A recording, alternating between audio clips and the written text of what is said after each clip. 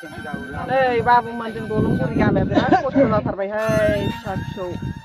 माइ दै गासिबो फबजोबलांबाय ओंखाम ओंख्रि संजानोबो जायगा गैला दाउ अमा दोननोबो जायगा गैला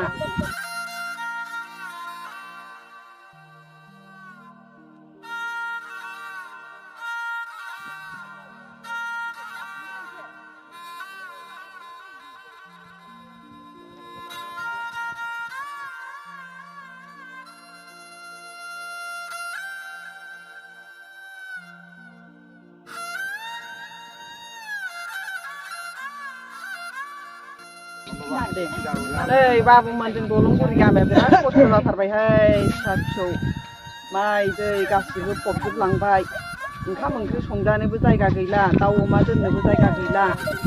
बिराद खस्थ' जाबाय सानसेयाव जों बोथिसेबो मोनजानो गैलासो माइ दंमोन बेखौबो बाख्रियाव दोनदोंमोन बेबो गासिबो सोमजोबलांबाय नै दिनैबो सोमलायबाय दिनै माबा जाखो दिनै खैदिन जाखो 9 दिन जाबाय जोंहा एकदम जेरैबो सारला नै दासो हाब्रुफोरखौ हला हलि हबाय हबाबो थांनोनो हाला जोङो बबे जायगायाव हगार हरबावनो आरो नै स्कुल दङ स्कुलाबो फिसा फिसौआबो थांनो जायगा गैला बिमा बिफाया मालाय बेयाव बोरै दोनलांनो हाब्रुआव आरो सारफोराबो बोरै फैनो बिराद खस्थ' मोनबाय दा बेफोर लामाफोरखौ एसे सिलि दैमाखौ गायबाम थेना होफैबा मोजां मोनगोन आरो जों गामिनि मानसिफ्रा स्कुला सानबेसे जाखो बन्द जानाया स्कुला जोंना दा सप्तासे जाबायानो फैनानै थाङो बिसोरा मा होननानै हाया आरो गथ'फ्राबो उन्दै इ दैखौ बोरै बारलाङो आरो जोंबो मानसि गिदिरा बोरै दोननानै फैनो दैयाव फैयोना गथ'फ्रा बिनि थाखाय जों दोनलांनाय जाया बोसोरफ्रामबो दैज्लां बोथोराव बेबायदिनो जाबाय थायो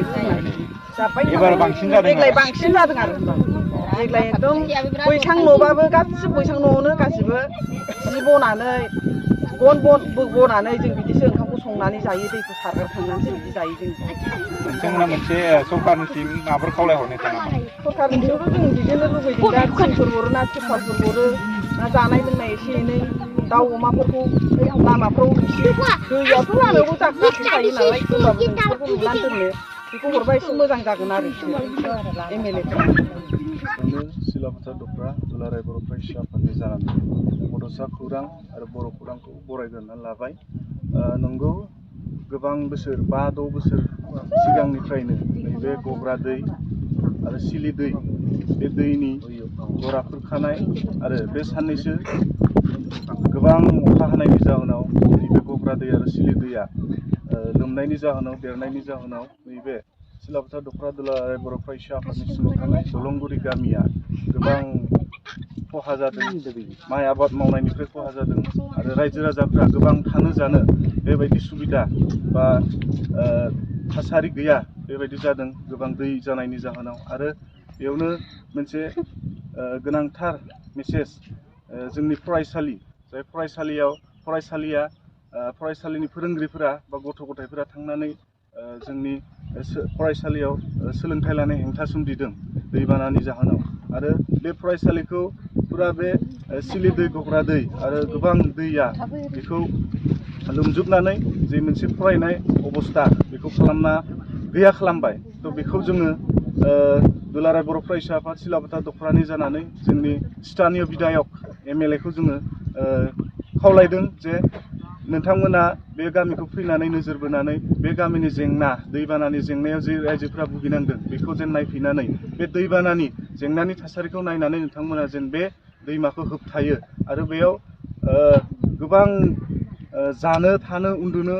जेबो थासारि बेबायदि गैयै जालांदों गोबां दै जानायनि जाहोनाव न'खरफोरखौ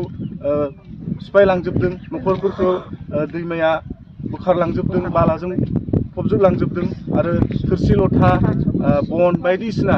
बेफोरखौ दैया बुखारलांजोबदों बेनि थाखाय काउन्सिलनि चिफ जा BKWSCनि दैदेनगिरि बिथांमोनखौ मा खावलायहरदों जोङो बर' कसारि वेलफेयार अट'नमास काउन्सिलखौ बेखौनो खावलायो जे जोंनि नैबे सिलाफोथार दफ्रा दुलाराय बर' फरायसा आफादनि सिङाव थानाय नैबे दलंगुरि गामिनि जा दैमाजों बुखारजानाय बा सुबुंफोर बा गामि बेखौ नोजोर बोनानै नोंथांमोना जेन बे समस्यानिफ्राय माबायदि समाधान खालामनो हायो बेखौ जोङो गोख्रोङै खावलायबाय।